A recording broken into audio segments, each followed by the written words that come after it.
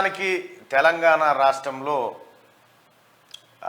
పారలు గడ్డపారలు వేసి ఒక్కొక్కటి తవ్వుతూ ఉంటే తెలంగాణ రాష్ట్రంలో గతంలో పరిపాలించిన కేసీఆర్ కుటుంబం దొరల పాలన ఏదైతే ఉందో ఆ పాలన అరాచకాలన్నీ ఒకటొకటి బయటకు వస్తూ ఉన్నాయి.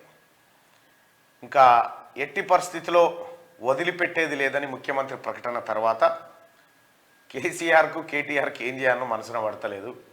మేకపోతు గాంభీర్యంతో ఏదో చేయాలనుకుంటున్నారు, కానీ అది అంత ఈజీగా కనిపించలేదు వాళ్ళకు కూడా.